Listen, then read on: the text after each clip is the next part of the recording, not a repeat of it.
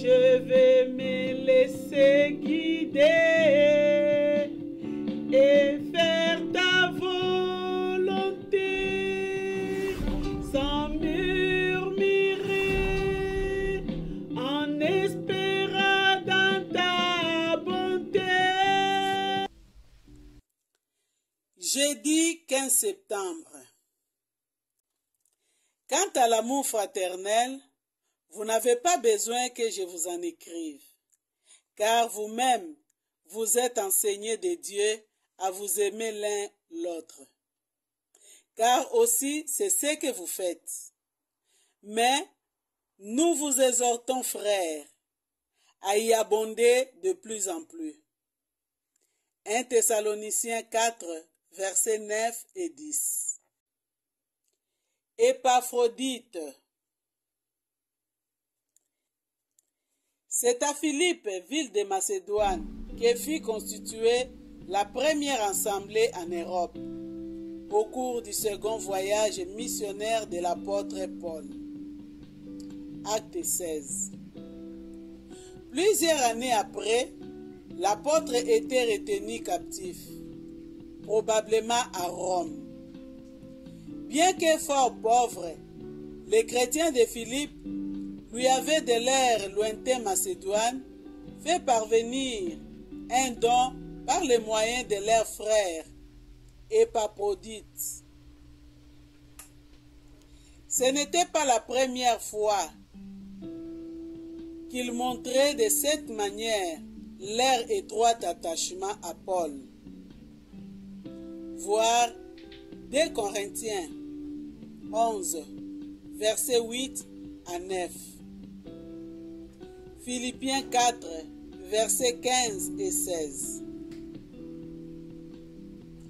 Celui-ci, sachant les Philippiens très inquiets de la santé d'Épaphrodite lui-même, qui n'a pas pu entreprendre les difficiles voyages de retour, leur écrit: j'ai estimé nécessaire de vous envoyer Épaphrodite, mon frère, mon compagnon d'œuvre et mon compagnon d'armes.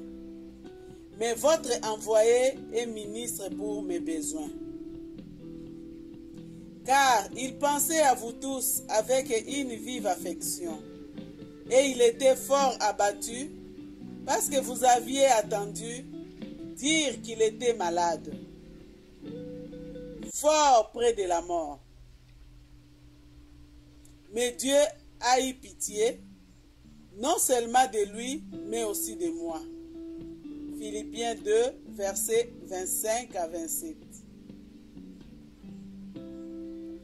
Sur place, l'affection et l'aide efficace de Timothée et d'Épaphrodite étaient d'un grand secours pour l'infatigable prisonnier. Mais il les enverra l'un et l'autre à ses chers Philippiens. Philippiens 2, verset 19. Quelle affection réciproque l'Esprit de Dieu produit dans l'âme de l'apôtre, l'ancien persécuteur, de ses compagnons et des convertis de Macédoine. Chacun oublie ses besoins ou ses peines pour ne penser qu'à ce qui cause de l'affection aux autres. Je crois dans tes promesses, mon cœur est comme un rocher,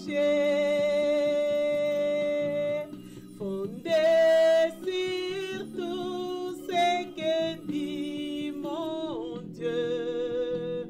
J'aime ta parole, Seigneur. Elle est la vérité sur mon sentier.